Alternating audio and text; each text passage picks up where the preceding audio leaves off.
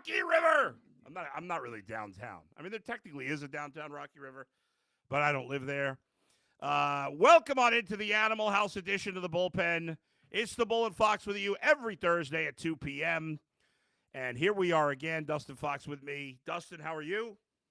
Adam, I'm fantastic, buddy. Yeah. Looking forward to the show. Looking forward to the Super Bowl in about 10 days. Yeah, you looking forward to the Pro Bowl festivities, or no? I mean, You there's some know, no, not I'm at all. not. I'm not. I used to wager on the game, dude. You know that. Yeah, but the games, I'll tell you, I am interested in the tug of war and the relay Really? races. Really? Yeah. I see Why? a bunch of big offensive linemen, defensive linemen doing a tug of war. Could be interesting. Okay. No? Okay. Okay. Yeah. Hey. Yes. Yes. Now, I say that now, but will I actually watch it? Can we talk for a second about your 10-yard dash performance on UCSS? Yeah, so yesterday, you guys were talking about my shoes. We can fill the folks in here. Sorry. It's fun. Yesterday on the show, I was off, and you guys were talking about my shoes, and we're gonna get a lot of Brown stuff we want to get to. We're gonna get to that in a minute, but so I don't know, maybe a year or so ago, 2 years ago, I ran in the studio for 10 yards. I think it was. I don't know what it was, what the distance was, and you guys played it on the show when I wasn't there yesterday. So what's the beef? I mean, it's not news that I'm slow. No, I was actually just giving you a hard time. Yeah. Well, they acted like you were. First off, I gave you the benefit of the doubt and said that you would run a faster time. Like they said that you would run. I'm like, he'd run a 40 under 15 seconds or something. Like he probably ran under like 11. I'm like, you're gonna get faster as you go. And they're like, he didn't look like he was getting faster. I'm like, I don't know, man. But anyway, I'm looking to get you some shoes, man. I mean, this is nothing to do. You can afford your own shoes. I know that. You can buy me shoes because you got more money than I do. But I'm going to buy you a pair of Jordans. I'm actually doing some research to try to find the best pair. Don't spend your money on my shoes. Why not? But the thing is, I don't buy Jordans. I would buy. It's not that I wouldn't like to wear a pair of Jordans. They have to be comfortable. Unlike you guys, I care more about comfort. But I usually can't find Nikes in my size. But I guess if I'm ordering them online. I know you have a wide foot, but what is your size of your shoe? Is it 12? 12 and a half 4E. Okay. Yeah. So that's, that's really, not a common wide size. So it's tricky to get. But I've never tried to get Nikes online, so we'll see what happens. We'll see what we can come up with. I will run a 40. I want you to look sweet on the show, man. I know. Well, I can't keep up with you guys and, all your 82 pairs of shoes. So, Myles Garrett. I wonder if let's talk about Myles Garrett. Yeah, sorry, man. No, that's okay. I'm not offended at all. I thought the whole conversation you guys had yesterday was very funny. It was funny. And maybe we could do a fun thing where me and G. Bush go shopping for shoes. That would be funny. But a lot to get to. The Super Bowl right around the corner, obviously. But for the Browns, there's a lot of draft talk. I know, we'll get to that in a second. Let's start with Myles Garrett because at the Senior Bowl, Andrew Berry reiterated. In fact, he doubled down and said there's no chance he's being traded. Now, you have to take everything that a GM says, a coach says this time of the year with a grain of salt. But the way he was so adamant about it, and obviously they don't have to trade him, I guess in this case, I believe him. I would be surprised now if they traded Myles Garrett. You? I mean, I would be surprised only because I don't think that anybody wants to be the GM that trades the franchise's best player. And arguably, the franchise's best player of all time, or at least certainly a top 5 player of all time in franchise history. Like, you don't want to be that guy that goes on record and gets rid of Myles Garrett, who will go into the Hall of Fame one day. I'm pretty convinced of that. I think he's a Hall of Famer already, most likely. Yeah. Point being, Barry's not going to do that unless something changes with the offer, and also not the offer more so, but Jimmy Haslam and the ownership group. Those are the people that can say whatever they want, and you take it with a grain of salt because it can change like the wind. So I hear it. I hear what he's saying. And I would tend to agree with you that they probably won't trade Myles Garrett. But dude, it's the Browns, man. Everything that they've said for a long ass time Yeah, has come to be the exact opposite when they say things. that's true. So I'm like, okay, that's nice. That's nice that you say Yeah. that. But wait until you figure out, or if a team comes knocking with a couple of first round picks and a third round pick for Myles Garrett, it's like, okay, things could get interesting. Oh, no doubt about it. You never know. You never know. Would somebody offer something crazy for Myles Garrett? It's possible. For a team that's, a Super Bowl contender, he could be the final piece. Yeah. Oh yeah. For Totally. the Browns, he's not helping them win much because they stink right now. But yeah, he's still young enough too, where he could still be great for 5 more years. He could, Adam, but here's the Yeah. thing, man. He's going to be 30 next year, and you're going to have to pay him a new deal, Yep. which will most likely make him the highest paid pass rusher in the game. So somewhere in the neighborhood of $200 million. Yeah. And at that point in time, you're going to have a 30-plus-year-old pass rusher who's making an absorbent amount of money, which then means he's untradeable. So they've got a tough decision to make with the contract for Myles Garrett. And if they do give him the contract, then they're pretty much locked into the guy for the foreseeable future. And with that point being made, Adam, are the Browns going to be any good in the next 4 or 5 years? I mean, right now, I'd Think say about this. no. If they get a quarterback, they can turn it around. Most of the Browns' good players that you Yeah. would consider like a good player, like a potential Pro Bowl type player, they're all almost north of 30. Oh, So it's the team is not they're in such a freaking effed up spot because of what Deshaun Watson has done to the team. That decision to get him and him not panning out has put them in hell. They're in hell. Well, if you think about it, right? Like, yeah, you can. We saw what the Rams did, right? They traded for Matthew Stafford, and it helped them win a Super Bowl. But generally, you have to be successful in the draft to have sustained success because you can't just keep paying everybody. And the Browns are in a position where I don't really care what they do in free agency. It's got to be all about the draft. You think about big draft capital, first and second round picks. This is what they have for the last, I'll say, 5 years of second round picks, right? Last 5 years, second round pick, first or second round picks. Here's who's on the Browns roster, first or second round picks. Jedrick Wills, who's probably gone. Grant Delpit, who's okay. Greg Newsome, okay, maybe gone at the end of this coming year. JOK has turned into a great player, but he's dealing with a serious injury. We don't know what his future is. And Michael Hall. That's it. They have 5 players that they've drafted in the top 2 rounds in the last 5 years. None of them are – the only one that's a Pro Bowl caliber player is JOK, and he's dealing with a serious injury. The other 4 guys are decent or worse. Michael Hall, I'll say, to be determined. So when you've had 10 years to get first and second round picks, you have 5 and only 1 is special, and that guy's hurt. Yeah, you're going to be in a situation where most of your talent is older. I mean, to your point, they have no elite talent at quarterback. They have, at this point, no elite talent at running back.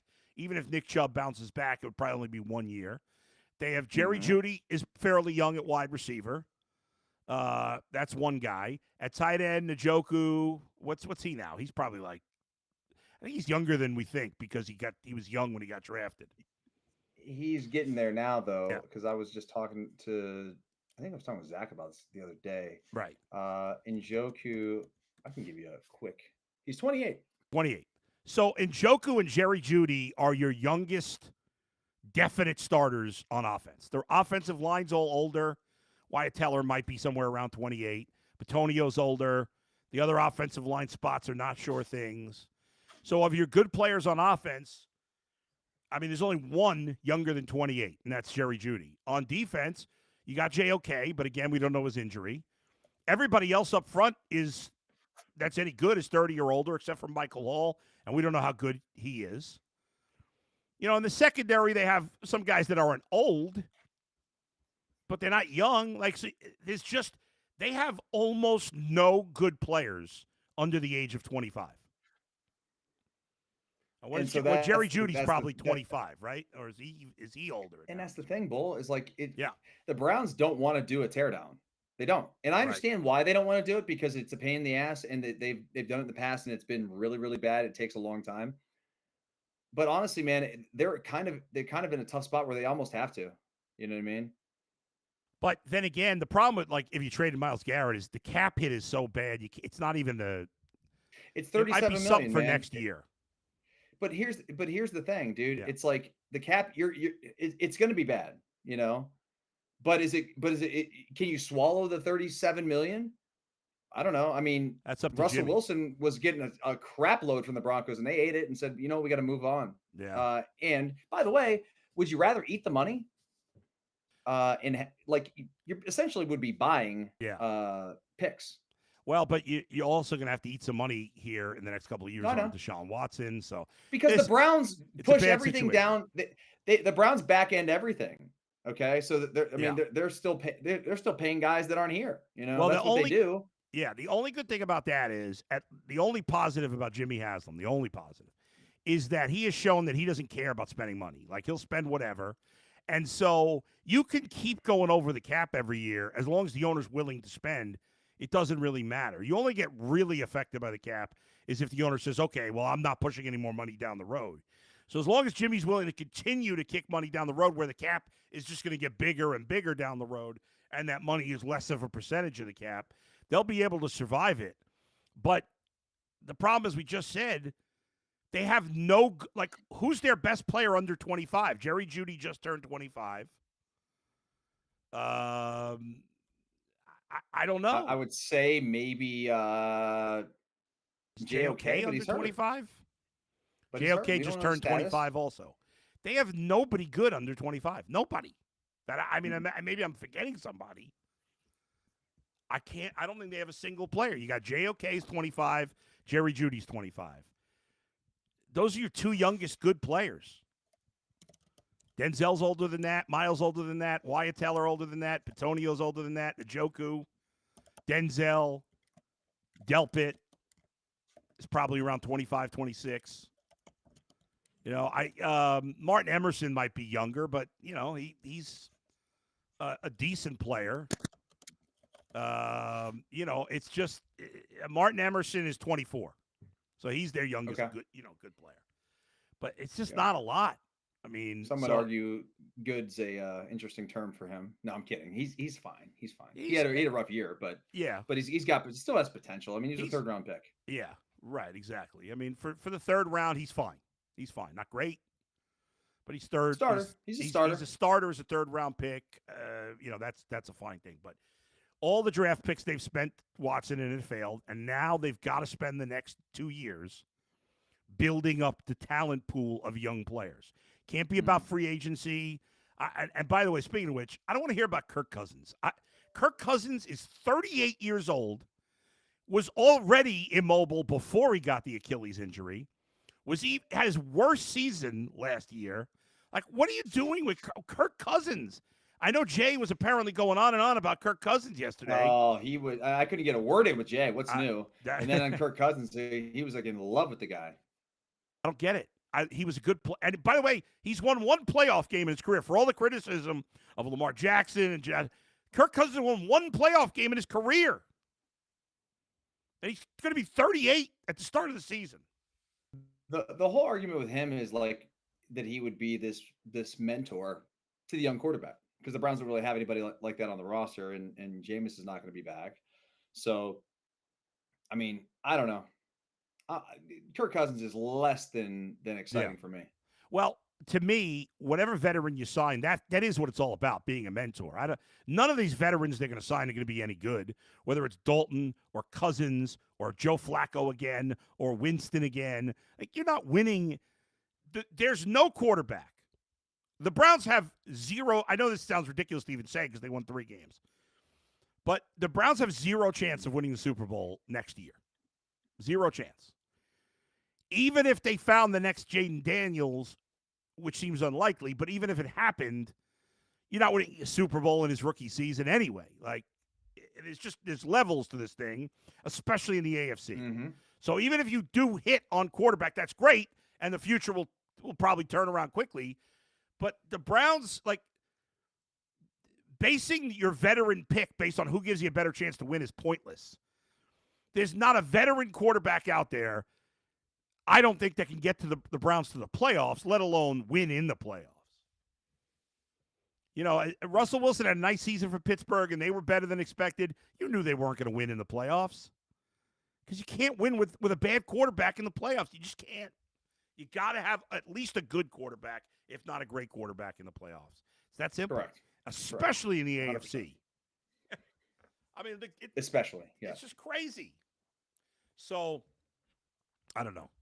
That's why I've said Dalton all along, because I know that he'll mentor. I don't know. Maybe Kirk Cousins was great with Penix. I'm not sure. I haven't really heard anything about that. You know, what kind of a mentor. Haven't heard a thing about that situation. But yeah.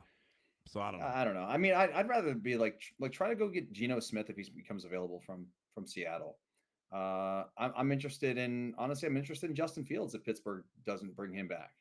So because you think they're going to help them win, or because like what is just you still think there's some upside with those guys? Yeah, I mean, like with Fields, there's still upside. The only problem with Fields is he doesn't play the way Kevin Stefanski really wants to run an offense. Right? I don't know. I think Geno. I feel like we don't even know what Kevin Stefanski wants to do. Yeah, I guess you're right. I think of more of a pocket pass. I mean, everybody's mobile these days except for Kirk Cousins. But I think of more of a guy who's going to run play action and be more of a pocket passer, whereas Fields is more of a run-first quarterback, I think. Yeah. I think Geno would kind of fit. I don't have a problem with that. But again, I want to know, is he going to work with the young guy? I would think he was. It would. I think he has a good reputation. He wouldn't be that sort of guy. Yeah. So, but really, no matter what veteran you end up with, it's moving deck chairs on the Titanic. You're not, I know you love Geno, but what's the best case scenario if the Browns have Geno next year? 7 wins? Maybe 8? I mean, all I think that the Browns need to do, though, next year is, like, be watchable.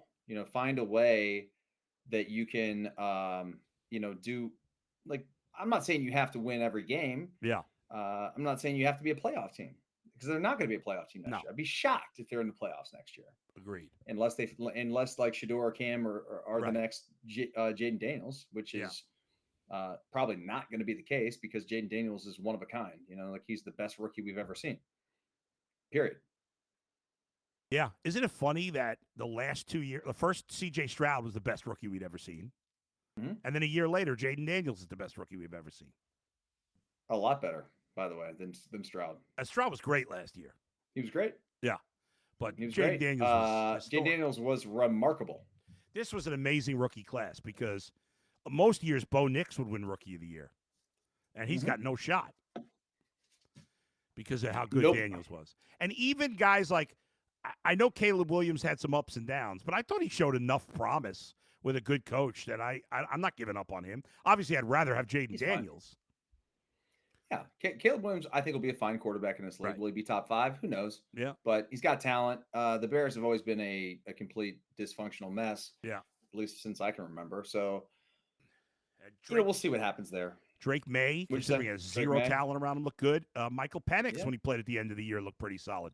McCarthy was the only one that didn't play. Obviously, he got hurt, and I think he'll be their starter next year if the Vikings don't bring back Darnold. It'll be interesting to see what they do. But this was a historic year, and you think about, I mean, there really was so many good rookies, because you had Brian Thomas, the Jacksonville wide receiver. You had Malik Neighbors with the Giants at wide receiver.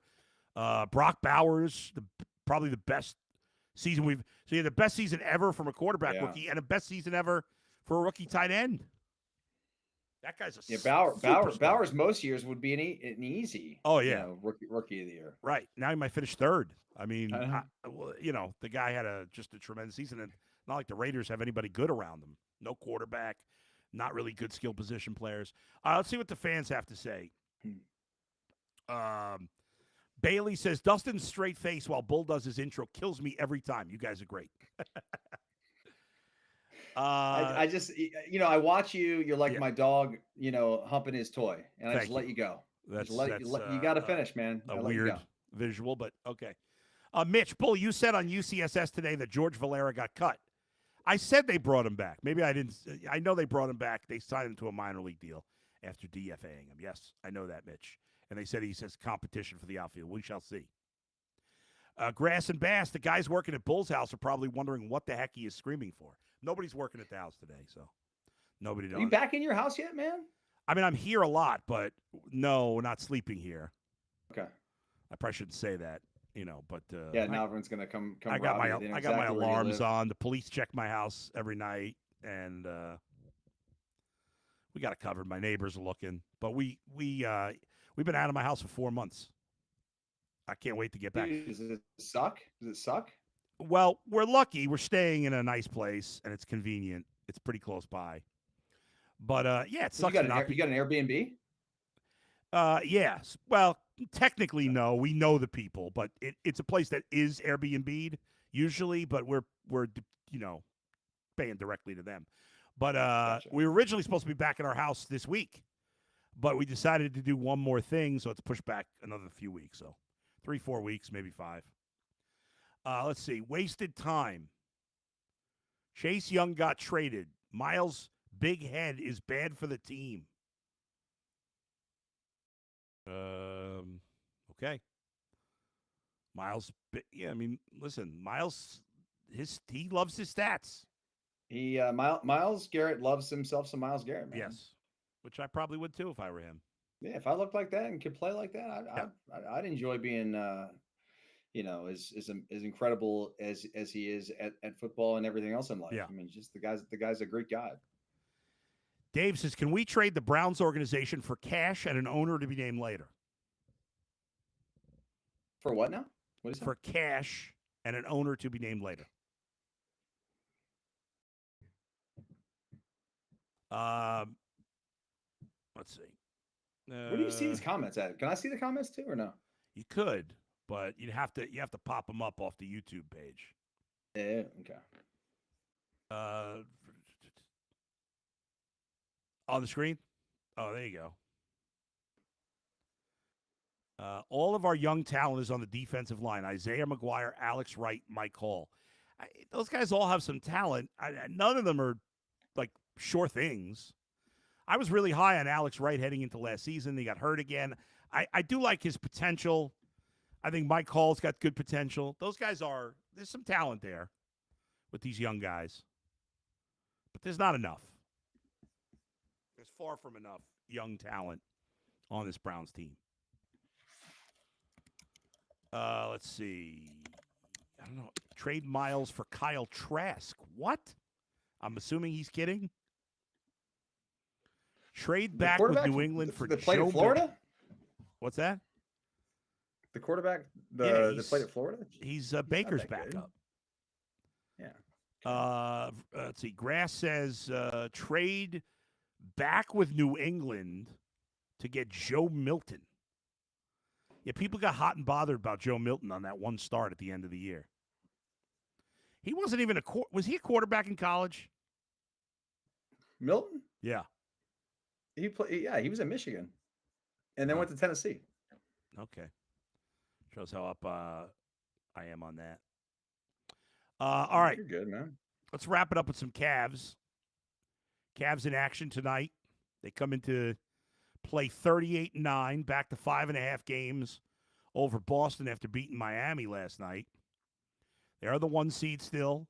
They are back to having the best record in the NBA, half game better than Oklahoma City. They're playing the Hawks tonight. They're a 10.5-point favorite at last check.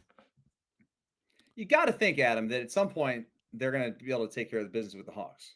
I would think so. It's 10. The line's down to 10 at Bet Rivers here. Some of the guys earlier today, Tyvis G, they were like, they got to win this game. They got to win this game because all these tough teams. You look at the physically tough teams they've played. The Hawks, the Rockets, the Thunder. The Cavs are 1-5 against those teams, and like 36-3 or 4 against everybody else. The Hawks really handled them, but the Cavs are a huge favorite. The Hawks lost. They lost one of their good players for the year. I'm trying to blank on his name, but anyway, in the grand scheme of things, if they're the number 1 seed, none of these regular season games matter that much. But I'd like to see them go out and perform well against the Hawks tonight. Locked into this one. You locked in? I'm actually headed to Columbus tonight. Oh, you locked out? I'll be paying attention. I just don't know exactly where I'm going to be. I got to go down to Columbus tomorrow. I've got this doctor's appointment, so I'm going down tonight, and I'll probably end up at a restaurant where I can watch it. Yeah, it'll be on. We were talking some trade earlier today in terms of the Cavs. Trade deadline's a week from today, and one guy that got mentioned was Jonas Valanciunas. Talked about him yesterday. I love that guy, man. I would love to have him on my team. He would give them a missing element, which is some toughness on this team. Yeah, somebody who actually, I mean, again, not that our team is not amazing, but we don't have any guys that I'm scared of or that other teams would be like, like Valanciunas is a villain in a movie, right? Like he looks like, I don't know, he could be one of like Nikola Jokic's goons, man. Yeah. He's like a diehard villain. Yes. Yeah. Totally. And they need that because when they're playing these physical, with that situation with the Rockets with Sengun, right? There was nobody on the Cavs to get revenge for that. Whereas Valanciunas, you mess with Garland and Donovan, like he's going to do something probably. So I'd like to see it. There you see on the screen there, Cavs have the 3rd best odds to win the NBA title at plus 700. I assume, guys, the Celtics, I'll bring it up too. The Celtics, I assume, are 1. And the Thunder and Celtics are tied. They're both plus 225. Then the Cavs at plus 700. The Knicks and the Nuggets at plus 1,200. And the Mavs at plus 2,000. If you had to lay $2 on one of those teams, what would you do? Or maybe the Rockets at plus 4,000.